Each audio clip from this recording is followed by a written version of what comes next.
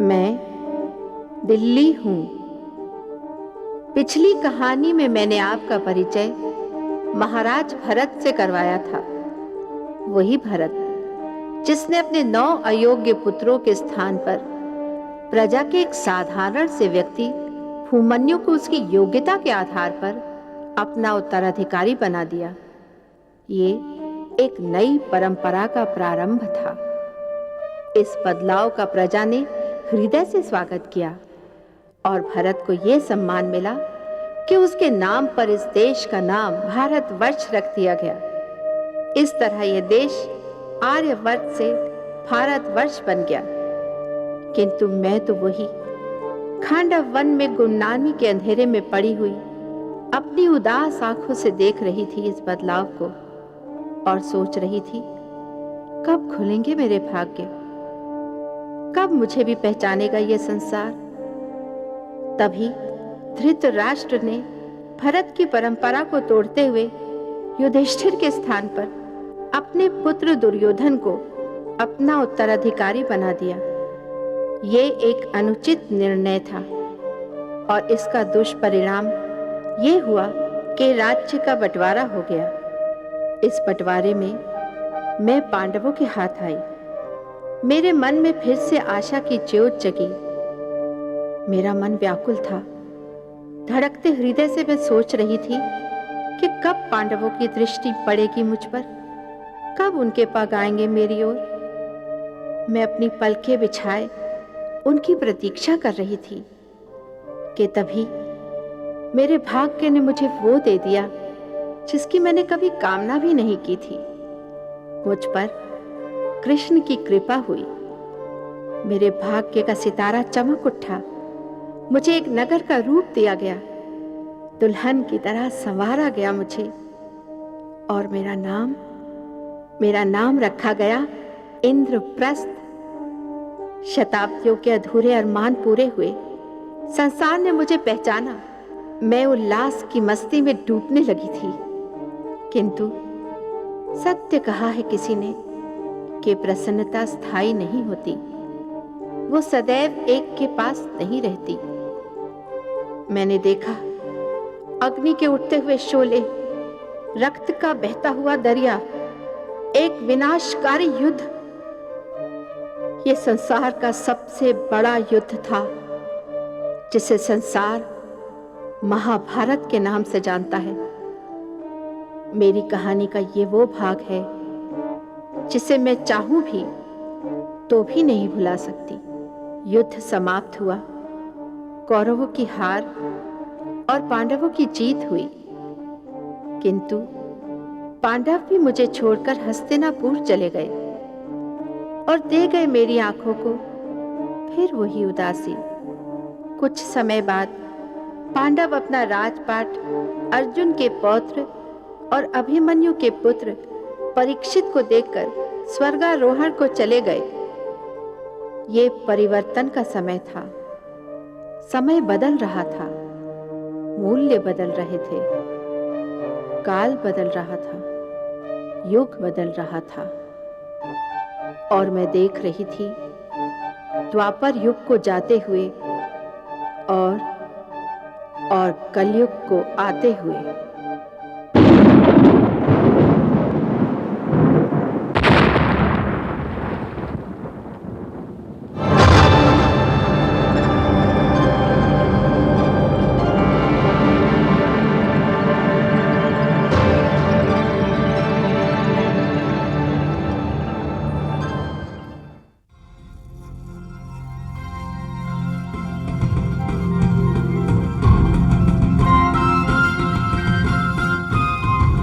कुलभूषण, उत्तरानंदन, नीति निपुण महाराज परीक्षित राजसभा में पधार रहे हैं।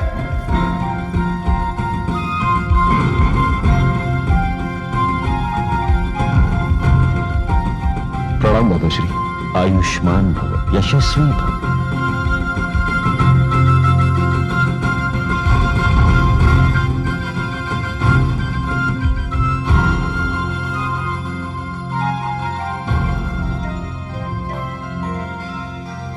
आज गुरु पूर्णिमा के शुभ अवसर पर मैं आप सबको हार्दिक बधाई देता हूं। मैं ये कहना चाहता हूं कि 30 वर्षों में मैंने अपने दादा श्री पांडवों का शासनकाल देखा और अनुभव किया कि किस प्रकार पांडवों ने अलग अलग भागों में बटे इस देश को एक सूत्र में बांधा। प्रेम, सद्भावना, शांति और एकता के प्रतीक थे ये पांडव। 30 साल के शासनकाल में आपने देखा होगा कि किस प्रकार सिंह और हिरण एक ही घाट पर आकर पानी पीते हैं। मैं भी उनकी नीति और परंपरा का अनुसरण करूंगा, किंतु इसके लिए मुझे चाहिए प्रजा का सहयोग, क्योंकि कोई भी राजा जब तक उसे प्रजा का सहयोग नहीं मिलता, ना तो वो राज सिंहासन संभाल सकता है, ना ही देश। प्रजा और राजा का संबंध तो शरीर और नेत्र का होता है। यदि प्रजा शरीर है तो राजा नेत्र, और शरीर के कोई भी भाग को यदि चोट आए तो नेत्रों में अश्रु आना स्वाभाविक है। राजा केवल शासक ही नहीं होता, बल्कि मित्र होता है, पिता होता है अपनी प्रजा का। आज मैं ये कहूंगा कि यह देश तभी सुखी होगा जब समाज सुखी होगा, समाज तभी सुखी होगा जब कुटुंब सुखी होगा, कुटुंब तभी सुखी होगा जब घर सुखी होगा, और ये घर तभी सुखी होगा जब इस घर में रहने वाला प्रत्येक व्यक्ति सुखी हो। इसलिए तो कहा जाता है, जो घर में सुखी वो संसार में सुखी। मैं एक बार फिर आप सबको बधाई देता हूं और कामना करता हूं आप सबके सुखी जीवन की।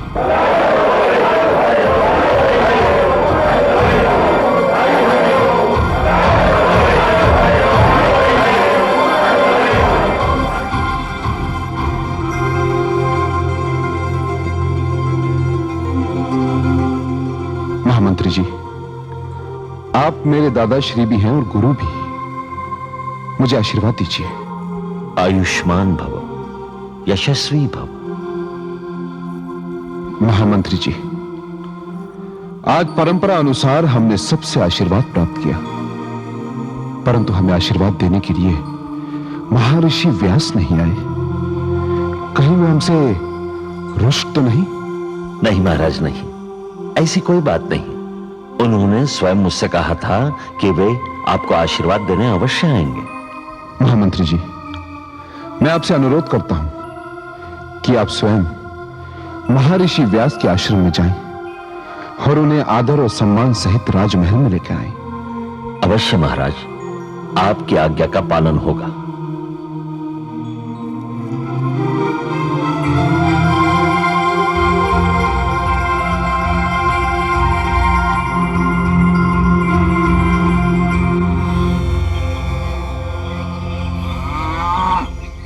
गोमाता के लिए चारा का प्रबंध हो गया? जी हाँ, वो देखो। तो जाओ, गुरुजी के लिए भोजन का प्रबंध करो।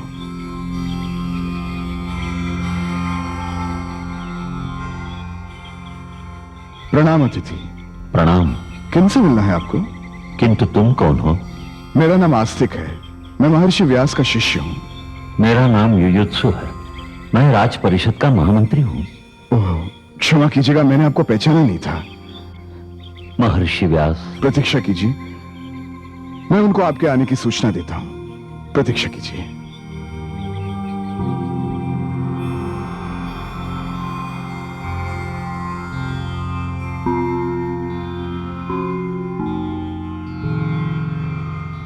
प्रणाम गुरुदेव।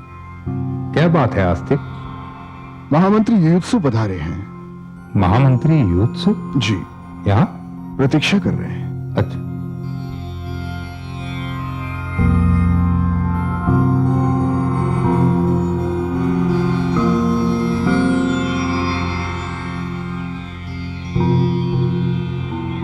प्रणाम स्वीकार करे गुरुदेव। आयुष्मान भव। कैसे हो धृतराष्ट्र नंदन? सब कुशल है गुरुदेव। आज आपके राजसभा में ना आने के कारण महाराज परीक्षित को बड़ी निराशा हुई।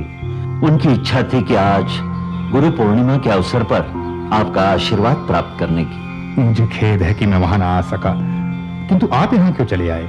आपको तो महाराज परीक्षित के पास होना था। पर ऐसी क्या बात है गुरुदेव?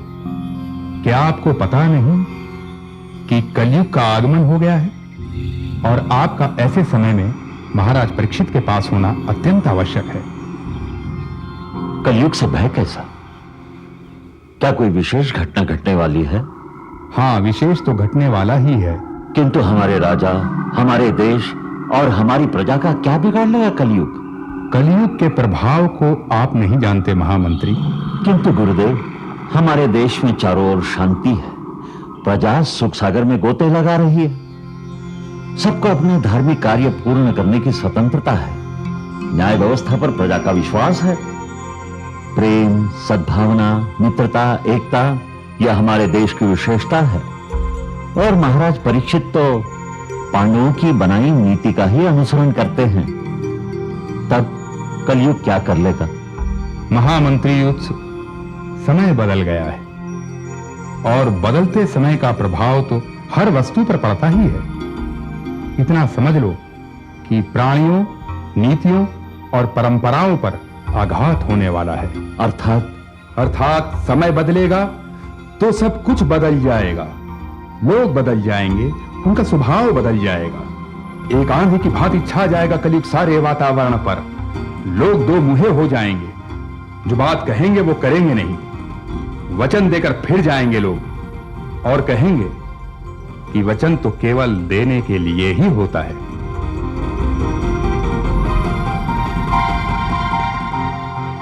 संबंधों और नाते रिश्तों का मोल नहीं रहेगा।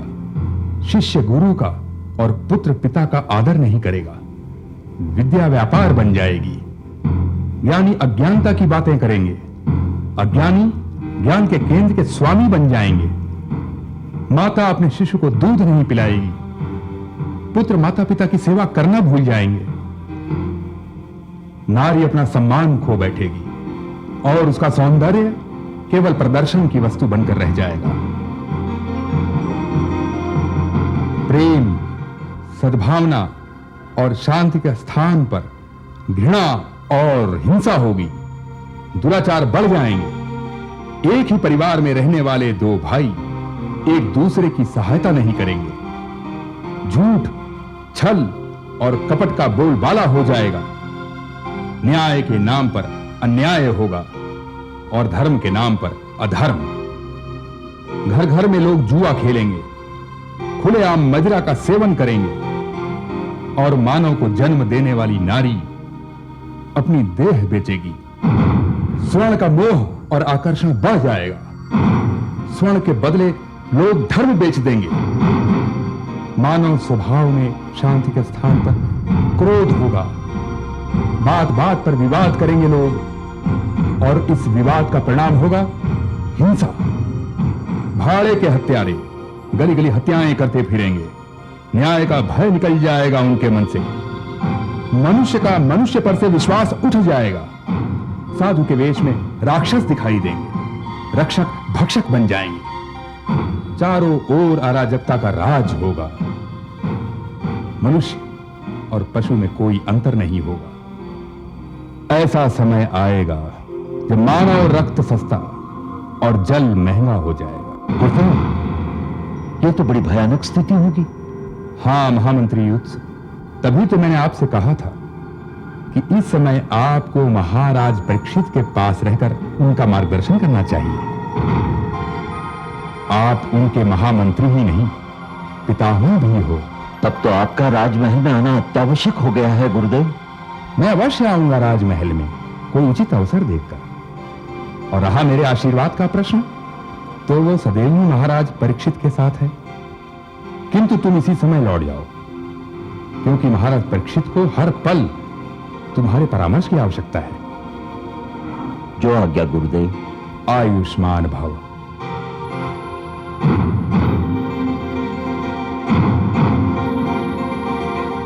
महाराज महाराज महाराज मेरी रक्षा कीजिए। महाराज महाराज मेरी सहायता कीजिए। महाराज महाराज महाराज आप कहाँ हैं? मुझे जाने दीजिए, मैं महाराज से मिलना चाहता हूँ। नहीं मिल सकते तुम महाराज से, ये उनके विश्राम का समय है। किंतु मैं महाराज से अवश्य मिलूंगा, मुझे जाने दीजिए। नहीं जा सकता है तू।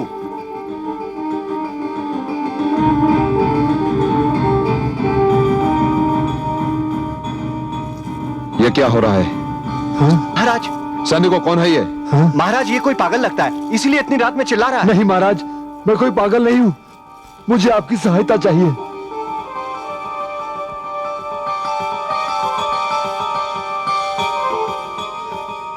महाराज, महाराज मुझे शरण दीजिए। मैं आपकी शरण में आया हूं। महाराज मैं आपका शरणार्थी हूं।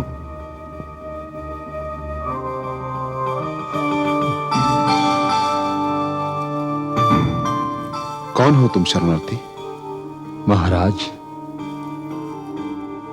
महाराज मैं कलयुग हूं। कलयुग?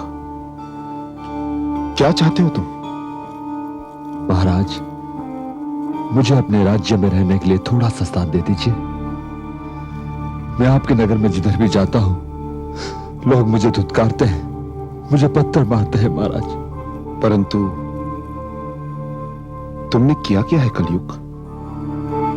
महाराज, ये तो मुझे भी पता नहीं है, मगर कोई मुझे आश्रय नहीं देता। मैं आपकी शरण में आया हूं महाराज, आप मुझे शरण दीजिए। आप तो दयालु हैं, कृपालु हैं, न्यायप्रिय है। मेरे साथ भी न्याय कीजिए महाराज। मैं निराश्रित हूं, मुझे आश्रय दीजिए। असहाय भी हूं, मेरी सहायता कीजिए महाराज। मैं अधिक नहीं महाराज, थोड़ा सा स्थान जाता हूं रहने के लिए। मैं ऐसे स्थान पर रहूंगा महाराज जहां पर किसी को कोई आपत्ति नहीं होगी। कौन से स्थान पर रहना चाहते हो तुम? महाराज, मेरे रहने के योग्य 5 स्थान हैं।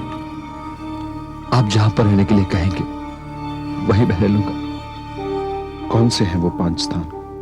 महाराज, मेरा पहला स्थान है जुआघर। जुआघर? कलयुग, हमारे राज्य में कोई जुआघर नहीं, क्योंकि यहां के लोग जुआ नहीं खेलते। महाभारत के समय जुए के दुष्परिणाम देखे हैं यहां के लोगों ने। किस प्रकार महान पांडव कौरवों के छल से अपने राज्य के साथ साथ अपनी पत्नी को भी हार गए थे जुए में। उससे बहुत बड़ी शिक्षा मिली है यहां के लोगों को। अब तो ये लोग जुए के नाम से भी घृणा करते हैं। तुम इस स्थान में भी निवास नहीं कर सकते। अपना अगला स्थान बताओ कलयुग। महाराज, तो आप मुझे मदिरालय में रहने की अनुमति दे दीजिए। मदिरालय? कलयुग, क्या तुमने सुना नहीं कि हमारे राज्य में तो दूध की नदियां बहती हैं? यहां तो दुग्धालय है, मदिरालय नहीं। तुम इस स्थान में भी निवास नहीं कर सकते। अपना अगला स्थान बताओ। महाराज, मेरा तीसरा स्थान है वेश्यालय। वेश्यालय? कलयुग, जिस राज्य में नारी का सम्मान होता है, जिस राज्य में नारी को देवी समझकर पूजा जाता है, उस राज्य में तुम वेश्यालय की कल्पना भी कैसे कर सकते हो? कलयुग, तुम इस स्थान से भी वंचित हुए। अपना अगला स्थान बताओ। क्षमा चाहता हूं महाराज, किंतु एक ऐसा स्थान है जहां पर मुझे शरण मिल सकती है। कौन सा स्थान है वो? हिंसा। हिंसा? कलयुग, हमारे राज्य की न्याय व्यवस्था इतनी शक्तिशाली है कि यहां के लोग आपस में भी लड़ने से डरते हैं। यहां तो प्रेम है, सद्भावना है, शांति है। यहां हिंसा के लिए कोई स्थान नहीं। अपना 5वां और अंतिम स्थान बताओ कलयुग। 5वां और अंतिम स्थान है स्वर्ण। महाराज, मुझे स्वर्ण में रहने की अनुमति प्रदान करें।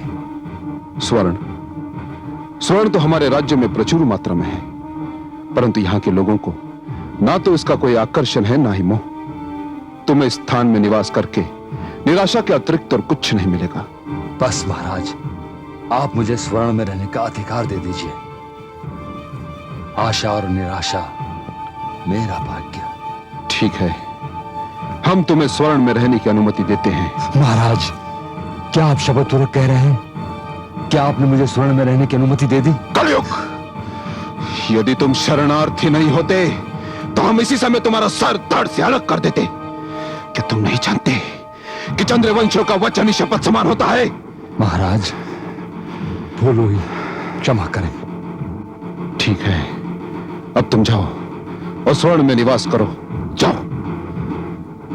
धन्यवाद महाराज, आपने मुझे स्वर्ण में स्थान दे दिया। शेष स्थान मैं स्वयं बना लूंगा।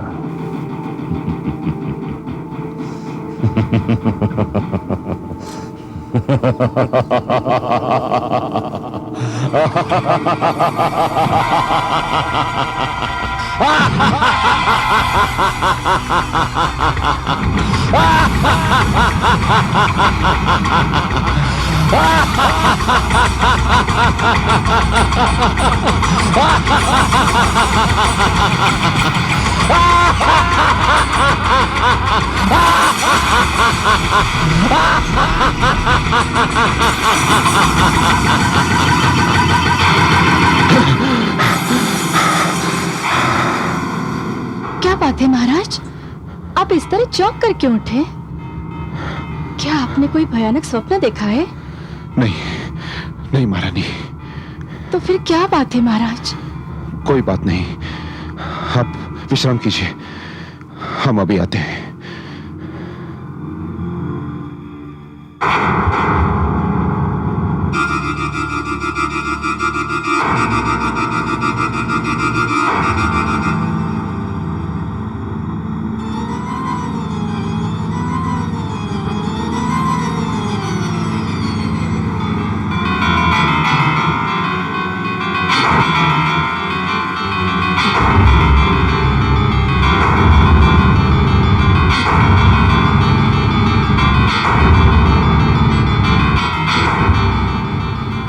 दादाश्री प्रणाम। आयुष्मान भव। महाराज, इस समय आप यहाँ? हाँ दादाश्री, परंतु आप तो महर्षि व्यास के आश्रम में गए थे उन्हें लाने के लिए। वो आए नहीं महाराज, मुझे भी उन्होंने उल्टे पांव लौटा दिया, किंतु आप इस समय? हाँ दादाश्री, आज मैंने एक विचित्र स्वप्न देखा। क्या देखा? मैंने देखा कि एक व्यक्ति मुझे पुकार रहा है, मुझसे शरण मांग रहा है। और शरण भी कैसी दादाश्री? उसने मुझसे कहा कि 5 स्थानों में से किसी एक स्थान में मैं उसे शरण दूं। मैंने उससे पूछा कि वो 5 स्थान कौन कौन से हैं, तो उसने कहा जुआघर, मदिरालय, वेश्यालय, हिंसा। तो मैंने उसे कहा कि हमारे राज्य में ऐसे स्थान है ही नहीं। उसके बाद उसने मुझसे स्वर्ण में रहने की अनुमति मांगी। स्वर्ण में? तो तुमने क्या कहा? मैं क्या कहता दादाश्री, मैंने उसे स्वर्ण में रहने की अनुमति दे दी। क्या? हाँ दादाश्री। फिर वो हंसने लगा, धीरे धीरे उसका आकार बढ़ने लगा। मैं भयभीत हो गया और मेरी आंखें खुल गई। पर वो था कौन? उसने अपना नाम कलयुग बताया। कलयुग? हाँ दादाश्री, परंतु मुझे ऐसा विचित्र स्वप्न आया क्यों? वो स्वप्न नहीं था महाराज, आने वाले प्रलय का संकेत है। मुझे तो महर्षि व्यास ने चेतावनी दी कलयुग के विषय में। आश्रम में उन्होंने कलयुग के बारे में जो वर्णन किया, वही आपने भी स्वप्न में देखा। दादाश्री, क्या महर्षि व्यास ने कलयुग से बचने का कोई उपाय नहीं बताया? उपाय बताया और सावधानी भी। क्या उपाय बताया? आदर्शों और प्राचीन मूल्यों की रक्षा।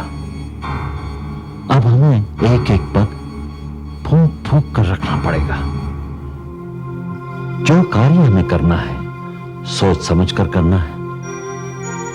जो निर्णय हमें लेना है, सोच विचार कर लेना है। ठीक है दादाश्री, आज से जो भी कार्य मैं करूंगा, आपके परामर्श के बिना नहीं करूंगा। ठीक है महाराज, अब रात्रि अधिक हो गई है, जाकर विश्राम कीजिए। हमारी भेंट कल राजसभा में होगी। जो आज्ञा दादाश्री। प्रणाम। सुखी भव।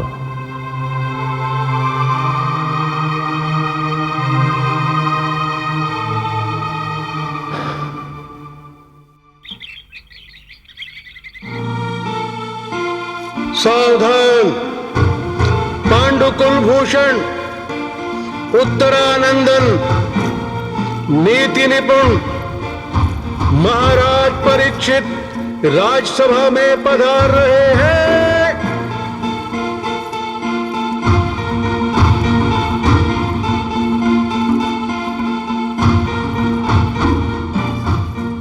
प्रणाम। आयुष्मान भव, कीर्तिमान भव।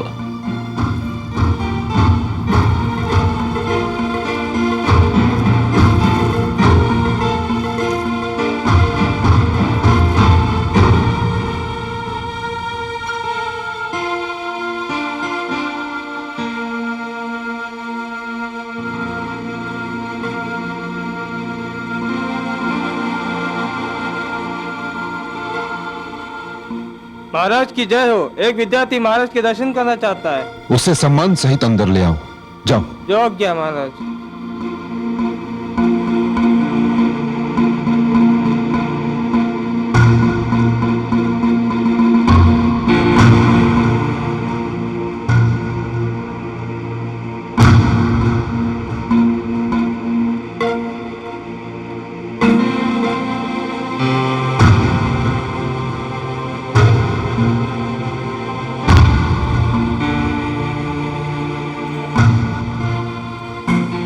महाराज की सेवा में विद्यार्थी उत्तंग का प्रणाम। महाराज, मैं आचार्य वेद का शिष्य हूं। मैंने अभी अभी अपनी शिक्षा पूर्ण की है। आचार्य वेद बड़े मनीषी लोगों में से हैं। हम उनके शिष्य से मिलकर अति प्रसन्न हुए। बताओ, हम तुम्हारे लिए क्या कर सकते हैं? महाराज, मैं एक निर्धन व्यक्ति हूं। शिक्षा तो मैंने अपने गुरु से प्राप्त कर ली है, परंतु गुरु दक्षिणा बिना तो ज्ञान अधूरा है महाराज। अर्थात तुम्हें अपने गुरु को देने के लिए गुरु दक्षिणा चाहिए। यह तो कोई समस्या नहीं। बताओ, तुम अपने गुरु को दक्षिणा में क्या देना चाहते हो? वास्तव में गुरु दक्षिणा गुरु को नहीं, गुरु पत्नी को देनी है। यह भी कोई समस्या नहीं। दक्षिणा गुरु को दी जाए या गुरु पत्नी को, बात तो एक ही है। पहले बताओ तो सही कि तुम्हें चाहिए क्या? महाराज, मांगने में संकोच का अनुभव कर रहा हूं। विद्यार्थी, तुम संकोच मत करो। निसंकोच होकर मांगो हमसे।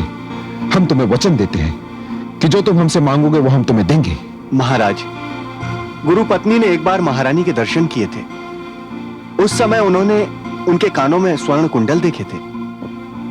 अब गुरु पत्नी ने गुरु दक्षिणा में उन्हीं स्वर्ण कुंडलों की मांग की है। विद्यार्थी, जानते हो क्या कह रहे हो तुम? महामंत्री जी, अर्थात तुम्हें गुरु दक्षिणा के लिए महारानी के स्वर्ण कुंडल चाहिए? महाराज, मैं बड़ी दुविधा में हूं। ऐसा लग रहा है जैसे मैंने ये बात कहकर कोई अपराध किया है। नहीं विद्यार्थी, इसमें तुम्हारा कोई दोष नहीं। दोष तो उनका है जिन्होंने ये मांग करके हम सबको आश्चर्य में डाल दिया। इससे पहले विद्यार्थियों ने गुरु दक्षिणा के लिए पशुधन, भूमि, आश्रम की मांग की थी, परंतु तुम्हें तो चाहिए महारानी के स्वर्ण कुंडल। निसंदेह महारानी के स्वर्ण कुंडल मांगकर मैं अपने आप से लज्जित हो रहा हूं। मुझे क्षमा करें महाराज। नहीं विद्यार्थी, तुम्हें लज्जित होने की कोई आवश्यकता नहीं। तुम्हारे मांग की पूर्ति के लिए हम स्वयं महारानी के पास जाएंगे और उनसे अनुरोध करेंगे। तो महाराज, क्या आप महारानी के पास जाएंगे? महामंत्री जी, माना कि इस विद्यार्थी की मांग विचित्र है। नहीं महाराज, विचित्र नहीं, अनुचित। अनुचित मांग। कह दीजिए इससे कि यह संभव नहीं है। नहीं महामंत्री जी,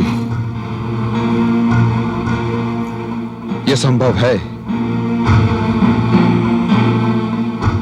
आप इस मांग को पूरी करके एक ऐसी भ्रष्ट परंपरा को जन्म देंगे कि इस मांग की पूर्ति के पश्चात मांगने वालों का साहस बढ़ जाएगा और फिर वो कुछ ऐसी वस्तु मांग बैठेंगे महाराज कि जिसे देना आपके लिए कठिन ही नहीं, असंभव होगा।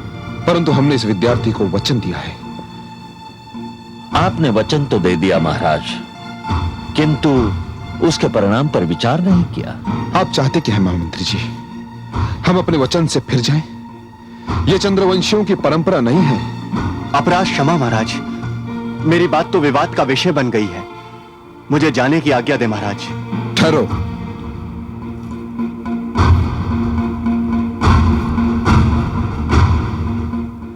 तुम रिक्त हाथों वापस नहीं जाओगे। तुम्हारी मांग अवश्य पूरी होगी। तुम यही हमारी प्रतीक्षा करो, हम अभी आते हैं।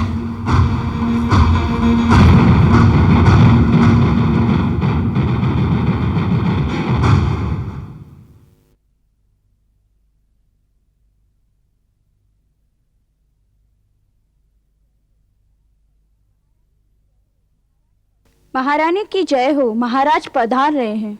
महाराज, इस समय?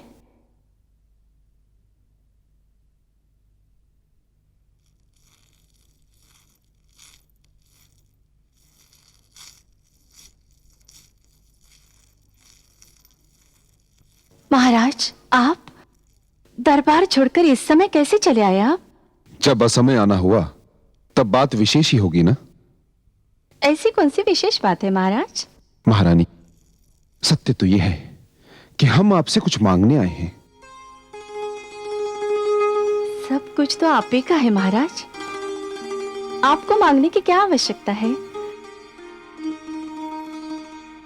कहिए महाराज, राजसभा छोड़कर आप इस समय कैसे चले आए? महारानी, एक विद्यार्थी आया हुआ है जिसने हमसे गुरुदक्षिणा देने के लिए एक वस्तु की मांग की है। इसमें आश्चर्य की कौन सी बात है महाराज? महाराज, आप तो सदैव ही विद्यार्थियों को भूमि, पशुधन, आश्रम देते आए हैं। परंतु महारानी, इस विद्यार्थी ने एक विचित्र वस्तु की मांग की है। तो क्या वो वस्तु देना महाराज के लिए संभव नहीं? बात केवल हमारी होती तो हम वो वस्तु उसे तुरंत दे देते, परंतु वो वस्तु मांगने के लिए हम आपके पास आए हैं। तो क्या वो वस्तु मेरे पास है? हाँ महारानी, आपके पास है वो वस्तु और वो हम आपसे मांगने आए हैं। आप तो स्वामी हैं, आप केवल आज्ञा दीजिए। महारानी, हम आपका ये उत्तर सुनकर अति प्रसन्न हुए। तो आज्ञा दीजिए महाराज। महारानी, हमें आपके कानों की कुंडल चाहिए। क्या? मेरे कानों की कुंडल? हाँ महारानी। किंतु ये तो मेरे बड़े प्रिय कुंडल है। अर्थात? इन्हें न मांगिए, इन्हें छोड़कर आप जो भी मांगेंगे मैं दे दूंगी आपको, किंतु ये नहीं दूंगी। ये क्या महारानी, स्वर्ण के लिए इतना आकर्षण कब से पैदा हो गया आपके मन में? नहीं महाराज, स्वर्ण के लिए हमारे मन में न कोई आकर्षण न कोई मोह है। बात बस इतनी है कि हमने इसे बहुत रुचि से बनवाया है। हमने सोचा था कि जब हम आपसे स्वर्ण मांगेंगे तो आप बिना संकोच के ये कुंडल निकालकर हमारे हाथों में दे देंगी, परंतु जिस प्रकार का व्यवहार आपने हमारे साथ किया है, निसंदेह हम अपमानित हुए हैं। महाराज। महारानी, हमने भरी राज्य सभा में एक विद्यार्थी को वचन दिया है कि हम उसे महारानी के कुंडल ला कर देंगे, और अब यदि हमें कुंडल नहीं मिले तो हम राज दरबार में क्या मुंह लेकर जाएंगे? क्या कहेंगे उस विद्यार्थी से कि हमारी महारानी ने हमें कुंडल नहीं दिए? महारानी, हम एक राजा हैं, राजा, और यदि रिक्त हाथों से हम राज दरबार में गए तो क्या हमारा सर लज्जा से नीचा नहीं हो जाएगा? हमने सोचा भी नहीं था कि इतनी साधारण सी वस्तु के लिए हमें आपके सामने अपमानित होना पड़ेगा। नहीं महाराज, ये बात नहीं है महाराज। तो फिर बात क्या है महारानी? मैं थोड़ी देर के लिए भूल गई थी महाराज कि इस छोटी सी भूल का क्या परिणाम होगा। मेरा अपराध क्षमा करें महाराज। लीजिए, मैं देती हूँ आपको स्वर्ण कुंडल। ठहरिए, यदि मैं इसी तरह आपसे एक कुंडल लूंगा तो आपके सामने हमारा सर लज्जा से झुकेगा, और इस तरह ये कुंडल देकर आप तो हम पर उपकार करेंगी। हम ये कुंडल आपसे तभी लेंगे जब इसके बदले में हम आपको इतनी ही मूल्यवान वस्तु दें ताकि आपको ये कुंडल देने का कोई पश्चाताप न हो। नहीं नहीं महाराज, मुझे कुछ नहीं चाहिए। परंतु हमें चाहिए ये कुंडल, और इसके बदले में हम आपको दे रहे हैं राज संग्रहालय में रखे हुए महारानी कुंती के दिव्य कुंडल। क्या? महारानी कुंती के दिव्य कुंडल? हाँ महारानी। तो लीजिए महाराज।